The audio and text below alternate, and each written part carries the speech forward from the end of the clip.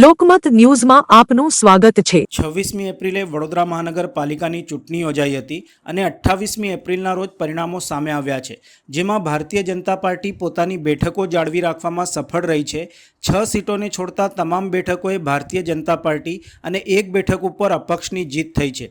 6 બેઠકો કોંગ્રેસના ફાળે ગઈ છે। વોર્ડ નંબર 9 એ ભારતીય જનતા પાર્ટીનો ગઢ રહ્યો છે અને ચારેય ઉમેદવાર દક્ષિતાબેન રાય, પરેશકુમાર બ્રહ્મભટ્ટ તથા સુરેખાબેન પટેલ તેમજ યુવા ઉમેદવાર શ્રીરંગ રાજેશભાઈ આયરે ભવ્ય જીત પ્રાપ્ત કરી છે। આ ભવ્ય જીત બાદ આજે ચારેય વિજેતા ઉમેદવારોએ દિવાળીપુરા કલેક્ટર કચેરી સ્થિત સાંસદ કાર્યાલય ખાતે શુભેચ્છા મુલાકાત લીધી હતી। આ મુલાકાત દરમિયાન સાંસદ ડૉક્ટર હેમાંગ જોશી દ્વારા ચારેય ઉમેદવારોને સારંગપુર હનુમાનજીની ફોટો ફ્રેમ આપી જીતની શુભેચ્છાઓ અભિનંદન આપ્યા હતા। યુવા ઉમેદવાર શ્રીરંગ રાજેશ આયરે જણાવ્યું હતું કે અમારા વિસ્તારની જનતાએ અમને આશીર્વાદ આપ્યા છે, જેના ભાગરૂપે સમગ્ર ગુજરાતની અંદર અમે પ્રથમ ક્રમાંકે જીત્યા હોઈએ તો વડોદરા શહેરના સાંસદ હેમાંગ જોશીની મુલાકાત લીધી હતી। સાંસદ હેમાંગ જોશી દ્વારા જણાવ્યું હતું કે સ્થાનિક સ્વરાજ્યની ચૂંટણીમાં વડોદરા મહાનગર અને સમગ્ર ગુજરાતમાં ભારતીય જનતા પાર્ટીની વિચારધારાનો જ્વલંત વિજય થયો છે, ત્યારે આજે તમામ વોર્ડના ઉમેદવારોને મળવાનો સિલસિલો યથાવત છે। તમામ વિજેતા ઉમેદવારો સાથે મળી સંગઠનના વોર્ડના પ્રમુખને મળી અને આવનારા દિવસોની અંદર જનતાએ જે કોઈ અપેક્ષા રાખી અને ભારતીય જનતા પાર્ટીને આશીર્વાદ આપ્યા છે એ ચૂંટાયેલી પાંખ અને સંગઠન સાથે મળીને ખૂબ જ સારું કામ કરે એ બાબતે એમને શુભકામનાઓ પણ પાઠવી છે। સ્થાનિક સ્વરાજ્યની ચૂંટણીમાં વડોદરા મહાનગર અને સમગ્ર ગુજરાતમાં ભારતીય જનતા પાર્ટીની વિકાસની વિચારધારાનો જે જ્વલંત વિજય થયો છે, ત્યારે આજે તમામ વોર્ડના વિજેતા ઉમેદવારોને મળવાનો સિલસિલો યથાવત છે। તમામ જે વિજેતા ઉમેદવારો છે એમને સાથે મળી સંગઠનના વોર્ડના પ્રમુખ એમને મળી અને આવનારા દિવસોની અંદર જનતાએ જે કોઈ અપેક્ષા રાખી અને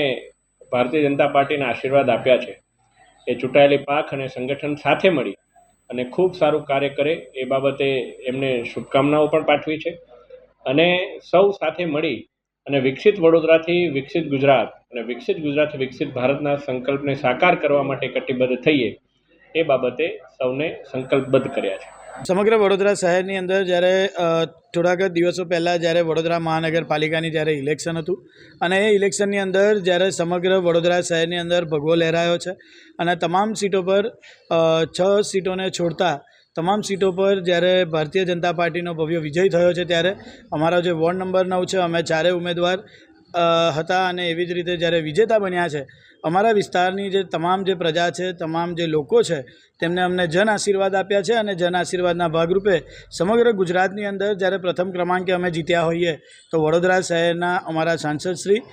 ડૉક્ટર હેમાંગ જોશી સાહેબના આજે તે વડોદરા ખાતે હતા અને તેમની મુલાકાત લીધી છે અને તેમને શુભેચ્છા અમને પાઠવી છે કે આવનારા સમયની અંદર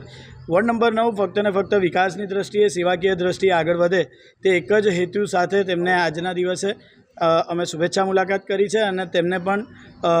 અમે વચન આપ્યું છે કે વોર્ડ નંબર 9ની અંદર વિકાસલક્ષી કામો થાય, સેવાકીય કામો થાય અને સતત 5 વર્ષ સુધી અમે ચારેય કાઉન્સિલર એકત્ર રહીને તે કામોને પ્રગતિની ગતિએ આગળ વધારીએ તે માટે જ આજના દિવસે તેમને શુભેચ્છા મુલાકાત કરી।